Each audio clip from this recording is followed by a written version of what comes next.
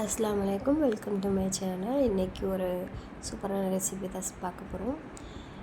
இது பார்க்க கனவா மாதிரி இருந்தாலும் ஆனால் கனவா கிடையாது. என்னென்னு உள்ளே போய் பார்க்கலாம் வாங்க. ஒரு பாகக்காவை இந்த மாதிரி மேலே உள்ளதை ஃபுல்லாக சீவிட்டு எடுத்துக்கோங்க. எடுத்துகிட்டு வாஷ் பண்ணிவிட்டு உங்களுக்கு எந்த மாதிரி சைஸ் பீஸ் வேணுமோ அந்த மாதிரி சைஸில் பீஸ் போட்டுக்கோங்க. இந்த மாதிரி ரவுண்ட் ஷேப்லேயே போட்டுக்கோங்க.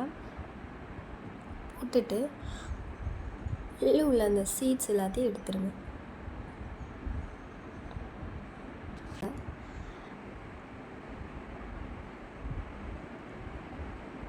எடுத்துட்டு ஒரு கப்பில் கொஞ்சமாக தண்ணி,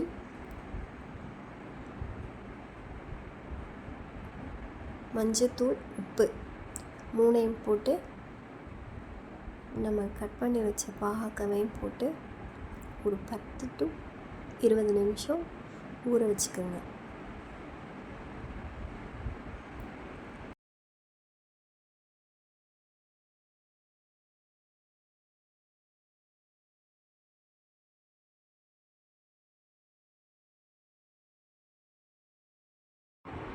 அதுக்கப்புறம் ஒரு மிக்ஸி ஜாரில் ஒரு 50 கிராம் சின்ன வெங்காயம், அப்புறம் 2 இல்லை 3 பல் பூண்டு, உங்களுக்கு காரத்துக்கு தகுந்த மாதிரி ஒரு காஞ்ச மிளகாய், நாங்கள் ஒன்று வச்சுருக்கோம், நீங்கள் உங்களுக்கு எத்தனை வேணுமோ வச்சுக்கோங்க, உங்கள் காரத்துக்கு அந்த மாதிரி போட்டுக்கோங்க.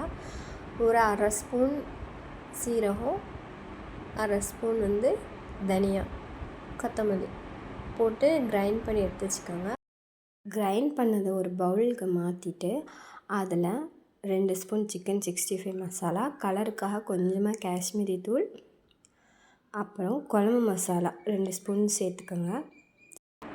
தேவையான அளவு உப்பு போட்டு நல்லா மிக்ஸ் பண்ணி வச்சுக்கோங்க.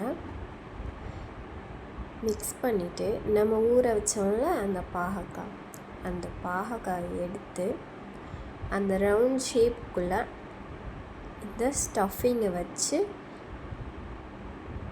ரெடியாக எடுத்து வச்சுக்கோங்க.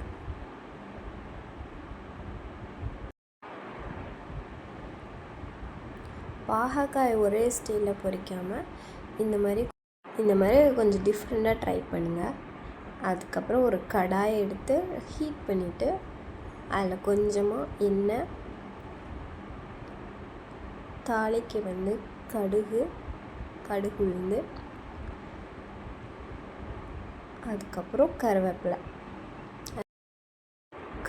போட்டுட்டு நம்ம ரெடி பண்ணி வச்ச அந்த ஸ்டஃபிங், பாவக்காய் ஸ்டஃபிங்கை அப்படியே ஒவ்வொன்றா உள்ளே எடுத்து வச்சுக்கோங்க.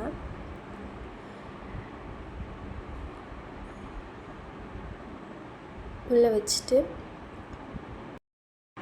மூடி வச்சு ஒரு 3 to 5 நிமிஷம் அந்த சைடு பாயில் பண்ணிட்டு அது திருப்பி போட்டு அந்த சைடு 3 to 5 நிமிஷம், அந்த மாதிரி 2 சைடும் 3 to 5 நிமிஷம் வேக வச்சு எடுத்துக்கோங்க.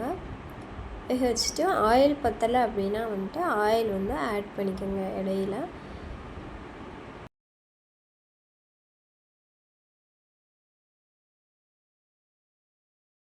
இந்த மாதிரி செய்கிறனால பிடிக்காதவங்க கூட கேட்டு வாங்கி சாப்பிடுவாங்க. இன்ஷால்லா ட்ரை பண்ணி பாருங்கள்.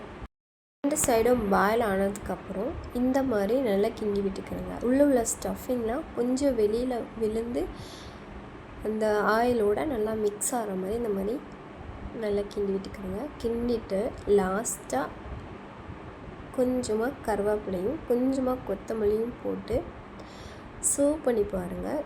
செம்ம சூப்பரான அட்டகாசமான பாவக்காய் பொரியல் ரெடி. இந்த மாதிரி செய்யும்போது இருக்க கசப்போட கொஞ்சம் கம்மியாக இருக்கும், கசப்பு சாப்பிட்ற அளவுக்கு இருக்கும். இன்ஷால்லா ட்ரை பண்ணுங்கள். பிடிச்சா லைக், ஷேர், சப்ஸ்கிரைப் பண்ணுங்கள். தேங்க்யூ ஃபார் வாட்சிங்.